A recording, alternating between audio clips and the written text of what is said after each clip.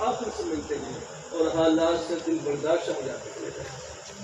یہ جاپان ترقی یافتہ ملک ہے، ترقی یافتہ ملک ہے کاروباری لحاظ سے بھی سب کچھ، لیکن جتنی خودکشی وہاں پر ہوتی ہے کہ کہیں نہیں ہوتی ہے.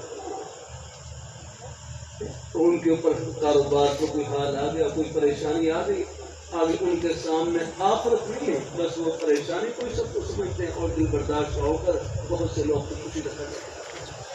اور مسلمان پریشانی کو، تکلیف کو یہ اللہ پاک کی بارگاہ میں جھولی بھرانے کا ذریعہ سمجھتے ہیں. اللہ پاک کی بارگاہ میں پانی بھری آ گیا. ایک اللہ والے بزرگ فرمائے لگے پریشانی تکلیف میں اللہ تعالیٰ اپنے بندوں کا امتحان لیتے ہیں کہ میرے بندے مجھ سے کتنا مانگتے ہیں. تو اللہ رب کا در نہیں چھوڑنا، ان کی بارگاہ میں جھولی پھیلائے رکھنی ہے. میرے حضرت ہے جامع شفیع مجلس سے بیٹھا ہوا نام لے کر مخاطب کیا، فرمانے لگے حسن دنیا گزارے کی جگہ ہے، دال روٹی سے گزارا چل جائے گزارا کر لینا، آخرت میں اللہ صبر مان پورے کریں گے. اللہ ہمارے سب بزرگوں کو، بھائیوں کو اللہ تعالیٰ رزق حلال وافر نصیب فرمائے. اللہ تعالیٰ برکتوں سے بھر دے رہا. اللہ ہمیں اپنے ایمان پہ قائم رکھے، اللہ اپنے دین پہ قائم رکھے، اللہ اپنے نیک رستے پہ لگائے رکھے. آپ اپنی دکان کو جنت کی دکان، اپنے دفتر کو جنت کا دفتر، اپنی کھیتی باڑی کو جنت کی کھیتی باڑی، اپنی ملازمت کو آخرت کی ملازمت کرنا. ہر جگہ اللہ نے اپنے خوشی کے بہانے قرار دیا. ہمارے حاجی شیخ صاحب محمدی مسجد میں جمعہ پڑھنے کے لیے تشریف لاتے. چند سال پہلے ان کا انتقال ہوا. انتقال کے بعد مجھے ان کے احباب نے بتلایا کہ یہ ریلوے کے محکمے میں ایک بڑے عہدے پر افسر تھے. پھر ان کے احباب فرمانے لگے یہ جس عہدے پر تھے وہاں پر دوسرے طریقے سے اپنے لیے بہت جمع کر سکتے تھے، لیکن بڑی ایمانداری کے ساتھ اپنے عہدے پر سمجھی. پھر انتقال کیسے ہوا؟ انتقال کیسے ہوا کہ فجر کی اذان سے پہلے تہجد کے نفل پڑھنے کے لیے وضو کیا اور وضو کرنے کے بعد مصلی پر کھڑے ہوئے، طبیعت خراب ہوئی، اپنی چارپائی پر لیٹے، کلمہ پڑھا اور وضو کرواتے ہیں. کتنی اچھی موت ہے کہ اپنے دفتر میں جنت کما گئے، اپنی افسری میں جنت کما گئے. اللہ تعالیٰ اپنی بارگاہ میں قبول فرمائے. اللہ ہم سب کو اللہ اپنے ایمان پہ قائم رکھے، اللہ اپنے دین پہ قائم رکھے. آپ کی دولت گھر میں نہیں، اللہ نے سینے میں چھپا رکھی ہے. لا الہ الا اللہ محمد رسول اللہ، یہ ہے دولت آپ کے پاس. اللہ پاک کی وحدانیت کا اقرار، اللہ پاک کے پیارے حبیب کا اللہ علیہ وآلہ وسلم، آپ کی محبت عظمت، آپ کی محبت عظمت اور ختم نبوت پر کامل یقین، صحابہ کرام، اہل بیت کی محبت، اولیاء کرام، بزرگان دین، ان کا سایہ، یہ ہے جنت کا کوش آپ کے پاس. اللہ تعالیٰ اپنی بارگاہ میں ہم اپنی حیثیت کو پہچانے کہ ہم کہاں پر ہیں اور کہاں پہنچنا ہے. یہ ہمارے بالوں کی سفیدی، یہ ہماری زندگی کی آخری سرحد. پہلے زمانے میں بادشاہ بھی اپنی آخرت کی یاد دہانی کے لیے سامان کرتے تھے، اپنی آخرت کی یاد دہانی کے لیے. اللہ تعالیٰ اپنی مہربانی فرمائے. اللہ اپنی بارگاہ میں یہ مغل بادشاہوں میں سے غازی ایک بادشاہ تھے، مجھے نام شخص ہے غازی الدین بابر تھے. یہ غازی مغلیہ دور کے بادشاہوں میں سے ایک بادشاہ تھے. اللہ تعالیٰ اپنی مہربانی فرمائے. ایک مرتبہ وہ اپنے محل سے نیچے اتر ہے، اپنے اوپر کی منزل سے نیچے اتر ہے، سیڑھیوں پر تھے تو قریب مسجد میں اذان ہوئی. مسجد سے آواز اللہ اکبر اللہ اکبر. جیسے اللہ اکبر کا کلمہ ہے ان کے کان میں پڑا، بس اللہ تعالیٰ کے نام کی عظمت، اللہ پاک کے پیارے نام کی عظمت ایسی دل میں بس بیٹھی، بس وہی سیڑھی پر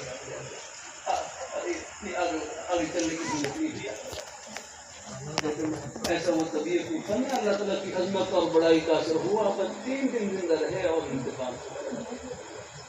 ہماری کیا بادشاہت ہے، بادشاہ تو 2 جہاں کے بادشاہ بھی آ رہے ہیں. اللہ تعالیٰ اپنی بارگاہ میں قبول فرمائے.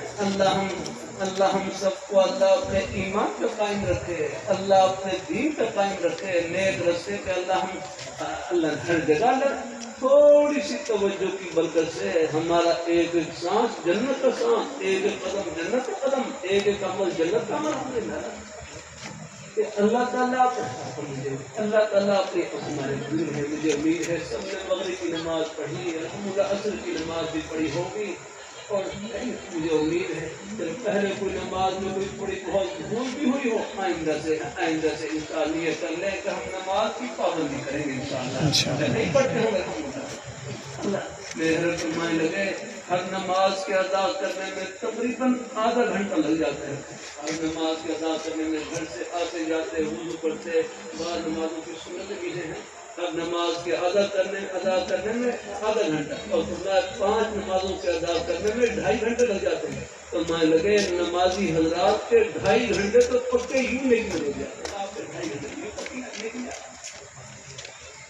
اللہ تعالیٰ روزی کا کوئی بھی بہانہ اس کو جنت کا بہانہ بنا دے. روزی کا کوئی بھی بہانہ بس سچائی سے بھرا ہوا، امانت داری سے، اپنی حلال کی روزی سے، یہ بہانہ فرش پر نہیں جنت کے دروازے پر. یہ دکان دنیا کی نہیں، جنت کی دکان ہے. اللہ تعالیٰ اپنی بارگاہ میں قبول فرمائے. اللہ ہم سب کو اللہ اپنے ایمان پر قائم رکھے، اللہ اپنے دین پر قائم رکھے، نیک رستے پہ اللہ ہم سب کو لگائے رکھے. اللہ تعالیٰ اپنی بارگاہ میں قبول فرمائے. انشاءاللہ یہ محبتیں آخرت کی خوشی میں سب کو ملائیں گی، اکٹھا کریں گی. یہ مدرسے ہیں الحمدللہ. کبھی کبھی اللہ تعالیٰ کی توفیق سے کرتا رہتا ہوں، مدرسے کے تو ہم سب طالب علم ہیں، مدرسے کے تو ہم سب طالب علم ہیں. ایک بھائی بڑا اچھا جملہ کہنے لگے، قرآن پاک کا ایک حرف جس کے سینے میں موجود، اصحاب صفہ کے چبوترے کا نور کے سینے میں. سبحان اللہ. بتائیے ہم مجمع کو کون ہے؟ ہر مسلمان کے سینے میں قرآن پاک کا حصہ موجود ہے. مجھے امید ہے ناظرہ قرآن پاک کو سب نے پڑھ رکھا ہوگا، سب نے پڑھا. نماز میں پڑھی بھائی غلام اقبال، مجھے امید ہے الحمد شریف تو اپنے بھائی کو یاد ہوگی، قربان شریف کی یاد ہے. ناظرہ قرآن پاک پڑھ رکھا ہے. کہتے جس سینے میں قرآن پاک کا کچھ نہ کچھ حصہ ہی موجود ہو، وہ سینہ آباد سینہ ہے. وہ سینہ ویران نہیں ہوتا، تو آباد سینہ ہے. پورا مجمع ہے. مدرسے کے تو ہم سب طالب علم ہیں. اس لیے آپ دیکھ لیں جب اللہ تعالیٰ اپنے جب بھی کسی گھر میں بچے کی ایک بچہ پیدا ہوا ہے اور بولنے کے قابل ہوتا ہے، والدین کی سب سے پہلے خواہش ہوتی ہے کہ ہمارے بچوں کی زبان پر اللہ پاک کا پیارا نام آئے، اور بولنے قابل ہوئے تو وہ کوشش ہوتی ہے کہ بچے پہلے ناظرہ قرآن پاک پڑھیں. اللہ کے کچھ بچے ایسے ہیں اللہ ان کو بالکل ہے مدرسے کے ماحول میں قرآن پاک ان کے لیے کیوں لیتے ہیں. کچھ بچے ایسے ہیں اللہ ان کو سکول کے ماحول میں، آج کل جیسے ماحول ہے اللہ تعالیٰ سکول کے ماحول میں بھی بچے ہیں، یہ بھی ہمارے اپنے ہی بیٹے ہیں. بس سکول کالج کے ماحول میں پیارا کرتے رہتا ہوں بچے، بس وہ نیک صحبت کا خیال رکھیں، وہاں غلط ماحول سے بچیں اور غلط صحبت سے بچیں. میں برطانیہ کے سفر میں لندن میں تھا. ظہر کی نماز کے بعد ابو بکر مسجد ساؤتھ ہال کے علاقے میں، وہاں ٹوٹی ٹوٹی بات چیت تھی.